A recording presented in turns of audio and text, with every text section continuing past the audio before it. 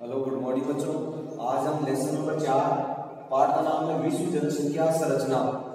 विश्व जनसंख्या संरचना, विश्व जनसंख्या संरचना के बारे में अध्ययन करेंगे। जिनमें सबसे पहला टॉपिक है आयु संरचना कि आयु संरचना क्या होती है। तो आयु संरचना के अंतर्गत लोगों के विभिन्न आयु वर्गों का पता लगाया जाता है, जिसके अंतर्गत 0 से 14 वर्ष के लोगों को युवा वर्ग में शामिल किया जाता है तथा 15 से 59 वर्ष के लोगों को सक्रिय जनसंख्या या कार्यशील जनसंख्या के नाम से जाना जाता है।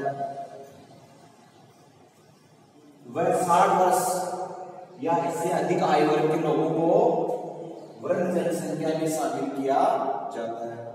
तो आपसे अलग-अलग आयु वर्ग पूछा जा सकता है कि युवा आयु वर्ग में कितनी उम्र के लोगों को शामिल किया जाता है। तो बताइए 0 से 14 वर्ष के लोगों को युवा आयु वर्ग में शामिल किया जाता है। सक्रिय या कार्यशील जनसंख्या में कितने आयु वर्ग के लोगों को शामिल किया जाता है? 15 से 59 वर्ष के लोगों को इसमें शामिल किया जाता है। और वृद्ध आयु वर्ग में 60 वर्ष से अधिक आयु वर्ग के लोगों को वृद्धावस्था में शामिल किया जाता है। वृद्ध आयु वर्ग में इसमें शामिल किया जाता है। तो ये हो गया आयु संरचना। आयु संरचना के अंतर्गत लोगों के विभिन्न आयु वर्गों का पता लगाया जाता है। इसमें 0 से 14 वर्ष के लोगों को युवा आयु वर्ग, 15 से 59 वर्ष के लोगों को सक्रिय या कार्यशील जनसंख्या के नाम से जाना जाता है तथा 60 वर्ष या इससे अधिक आयु वर्ग के लोगों को वृद्ध जनसंख्या या वृद्ध आयु वर्ग में शामिल किया जाता है। इसके बाद में कुछ महत्वपूर्ण बिंदु है, जिसमें पहला बिंदु है सन 2014 के आंकड़ों के अनुसार विश्व में 6.8% जनसंख्या 2014 के आंकड़ों के अनुसार विश्व में 6.8% जनसंख्या वृद्ध है। 6.8% जनसंख्या वृद्ध है। जो सबसे ज्यादा है यूरोप 14.6%, यूरोप में 14.6% लोग वृद्ध है। उत्तरी अमेरिका में 12.5% जनसंख्या वृद्ध आयु वर्ग में। अफ्रीका में 3.2% तथा एशिया में 5.8% जनसंख्या वृद्ध आयु वर्ग में है।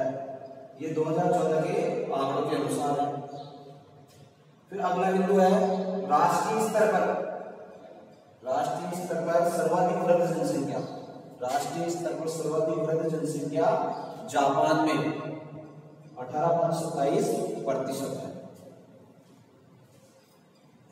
फिर है विश्व की 35.2% जनसंख्या युवा वर्ग में, जिनकी आयु 0 से 14 वर्ष होती है। तो विश्व की 35.2% जनसंख्या युवा वर्ग में।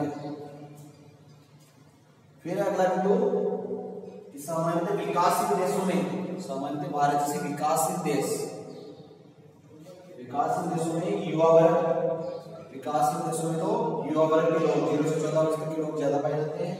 वह विकसित देशों में, अमेरिका जैसे विकसित देश, उन विकसित देशों में सक्रिय या कार्यशील व वृद्ध लोगों की संख्या सर्वाधिक पाई जाती है। तो सामान्य विकासशील भारत जैसे विकासशील देशों के अंदर युवा वर्ग के लोग ज्यादा पाए जाते हैं और अमेरिका जैसे विकसित देशों में सक्रिय या कार्यशील जनसंख्या व वृद्ध लोगों की संख्या सर्वाधिक मात्रा में पाई जाती है।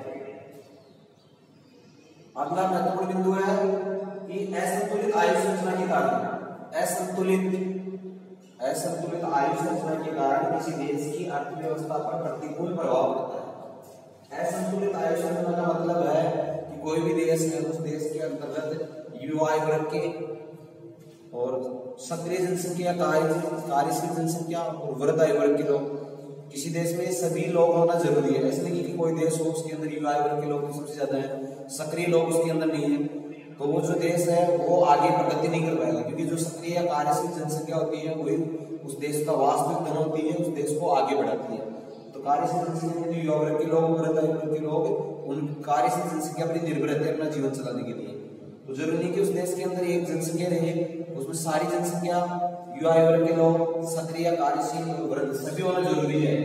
अगर ये सभी नहीं है तो वहां की जो आयु संख्या है वो क्या होती है, असंतुलित हो जाती है। तो उसमें सारे वर्ग होना जरूरी है। ऐसा नहीं कि अगर उस देश के अंदर अगर वृद्ध आयु वर्ग के लोग ज्यादा हैं तो उस देश की जनसंख्या आगे निकल रही है, उस देश की आर्थिक स्थिति सही नहीं रहेगी।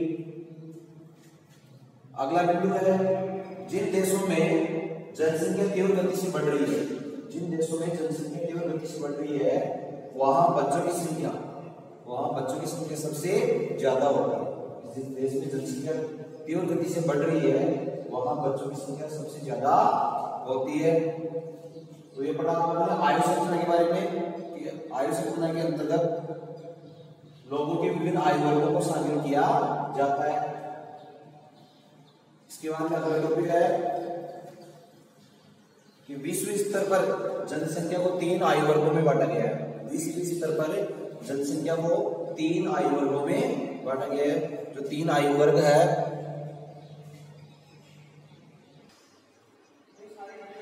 विश्व स्तर पर जनसंख्या को 3 आयु वर्गों में बांटा गया है। विश्व स्तर पर जनसंख्या को 3 आयु वर्गों में बांटा गया है। जिसमें सबसे पहला आयु वर्ग है बाल आयु वर्ग। बाल आयु वर्ग के अंतर्गत 0 से लेकर 14 वर्ष तक के लोगों को इसमें शामिल किया जाता है। बाल आयु वर्ग के अंतर्गत 0 से लेकर 14 वर्ष तक के लोगों को इसमें शामिल किया जाता है। और विश्व की 26% जनसंख्या, को बाल आयु वर्ग में शामिल किया जाता है। यही सूरत में आती है। सर्वाधिक बाल आयु वर्ग अफ्रीका में, सर्वाधिक बाल आयु वर्ग अफ्रीका में पाया जाता है। विकसित व विकासशील देशों में बाल आयु वर्ग का जो प्रतिशत है वो 29% है। तो ये तो गया बाल आयु वर्ग। दूसरा है वयस्क आयु वर्ग। वयस्क आयु वर्ग के अंतर्गत 15 से लेकर 59 वर्ष तक के लोगों को इसमें शामिल किया जाता है। इस जनसंख्या को सक्रिय या कार्यशील जनसंख्या के नाम से भी जाना जाता है, क्योंकि किसी देश की अर्थव्यवस्था को मजबूत करने में इस जनसंख्या का महत्वपूर्ण योगदान होता है। बाल आयु वर्ग और वृद्ध आयु वर्ग अपना जीवन चलाने के लिए, अपना जीवन यापन करने के लिए सक्रिय या कार्यशील जनसंख्या पर निर्भर रहते हैं। फिर वृद्ध आयु वर्ग। वृद्ध आयु वर्ग 60 वर्ष से अधिक आयु वर्ग के लोगों को इस वर्ग में शामिल किया जाता है। 60 वर्ष या इससे अधिक आयु वर्ग के लोगों को वृद्ध आयु वर्ग में शामिल किया जाता है। और जिन देशों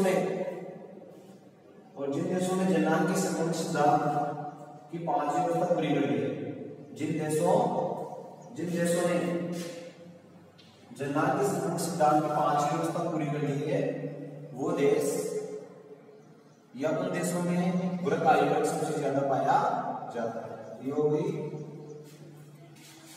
वृद्ध आयु वर्ग, बाल आयु वर्ग, वयस्क आयु वर्ग और वृद्ध आयु वर्ग। इसे आपसे अलग अलग पूछा जा सकता है कि बाल आयु वर्ग में कितने वर्ष के लोगों को शामिल किया जाता है। 0 से लेकर 14 वर्ष तक के लोगों को बाल आयु वर्ग में शामिल किया जाता है। और विश्व की 26% जनसंख्या को बाल आयु वर्ग में आती है। सर्वाधिक अफ्रीका में पाई जाती है। विकसित और विकासशील देशों में बाल आयु वर्ग का जो प्रतिशत है वो 29% है। फिर वयस्क आयु वर्ग में 15 से 59 वर्ष के लोगों को शामिल किया जाता है। इनको सक्रिय जनसंख्या या कार्यशील जनसंख्या के नाम से भी जाना जाता है। फिर वृद्ध आयु वर्ग, इसमें 60 वर्ष या अधिक आयु वर्ग के लोगों को इसमें शामिल किया जाता है। और जिन देशों ने जन्नांग संक्रमण सिद्धांत की 5वीं अवस्था पूरी कर ली है, वो देश इस आयु वर्ग में पहुंच चुके हैं। उनके अंदर वृद्ध लोगों का प्रतिशत सबसे ज्यादा पाया जाता है।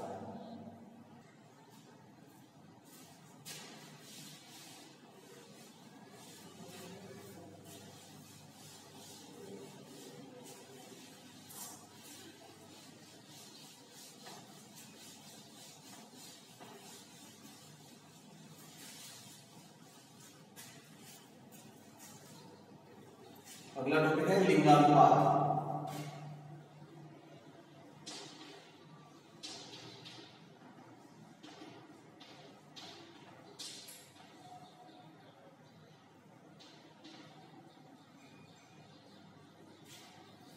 लिंगानुपात, लिंगानुपात किसे कहते हैं? तो आप बताएंगे प्रति 1000 पुरुषों के पीछे स्त्रियों की संख्या का पता लगाना लिंगानुपात कहलाता है। प्रति 1000 पुरुषों के पीछे स्त्रियों की संख्या का पता लगाना लिंगानुपात कहलाता है।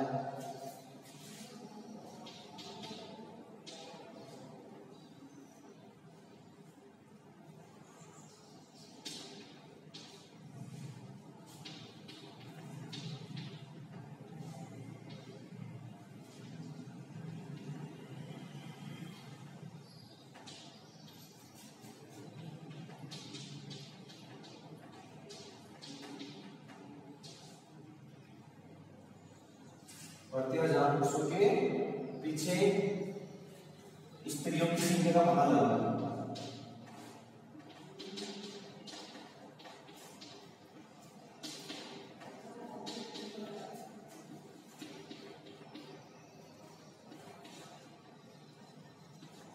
प्रति 1000 पुरुषों के पीछे स्त्रियों की संख्या का पता लगाना क्या कहलाता है? लिंगानुपात कहलाता है। इसका आपसे एग्जाम में सूत्र भी पूछा जा सकता है कि लिंगानुपात का सूत्र बताइए। तो आप बताइए लिंगानुपात बराबर स्त्रियों की संख्या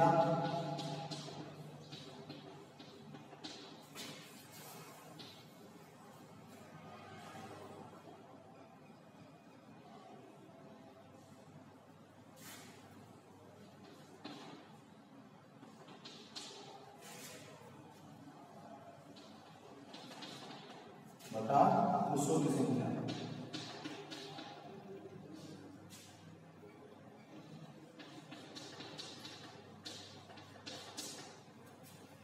स्त्रियों की संख्या दो पुरुषों बटा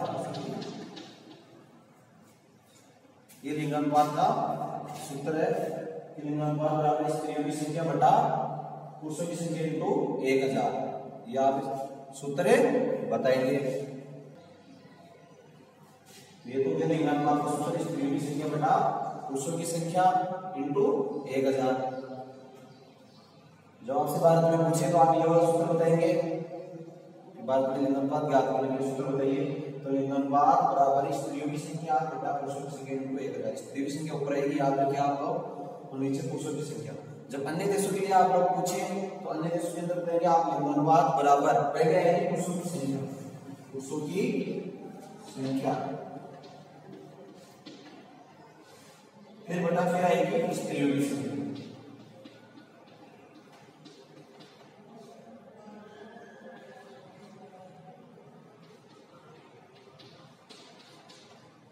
इंटू 1000। ये तो भारत में, ये अन्य देशों के लिए। अन्य देशों के लिए जब आप सोच रहे हो लिंगानुपात बराबर पुरुषों की संख्या बटा स्त्रियों की संख्या इंटू 1000। और जिन देशों में लिंग भेदभाव पाया जाता है वहां लिंगानुपात निश्चित रूप से प्रतिकूल पाया जाता है।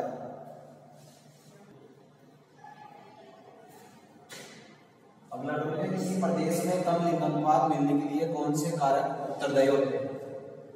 किसी प्रदेश में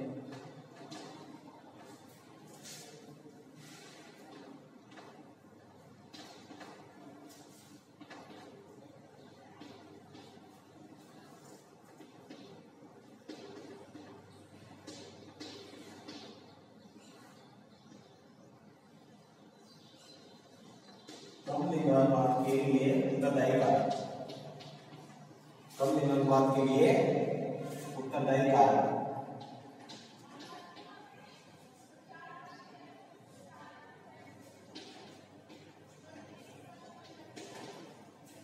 सबसे पहला कारक है किसी प्रदेश के अंदर लिंगानुपात कम पाया जाता है तो वहां सबसे पहला जो उसका कारण है वो है कन्या भ्रूण हत्या।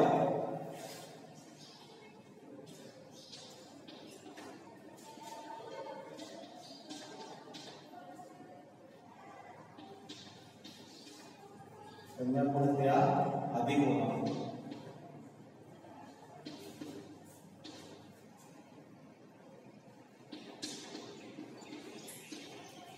कम लिंगानुपात के लिए पहला कारक चुना जा रहा है कन्या भ्रूण हत्या अगर अधिक होगी तो उस प्रदेश के अंदर लिंगानुपात कम है पाया जाएगा।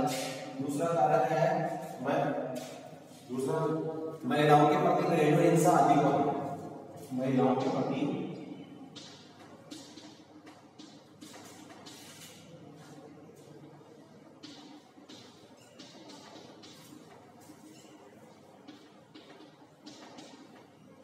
घरेलू हिंसा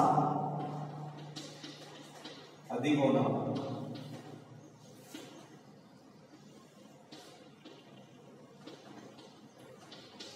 ये दूसरा कारक हो गया। इसके बाद अगला कारक है महिलाओं का आर्थिक स्तर निम्न होना। महिलाओं का आर्थिक स्तर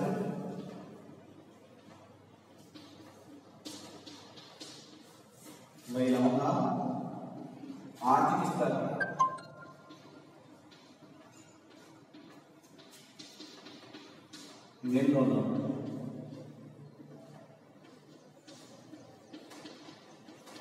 महिलाओं का आर्थिक स्तर निम्न होना।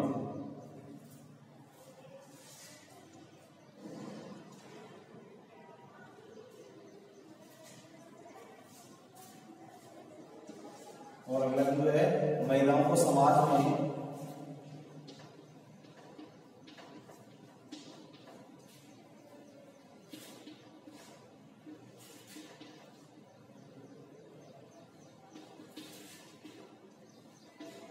महिलाओं को समाज में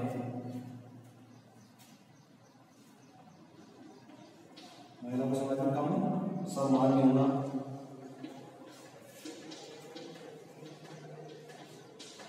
महिलाओं को समाज में कम सम्मान मिलना और उत्पीड़न की घटनाओं का अधिक होना।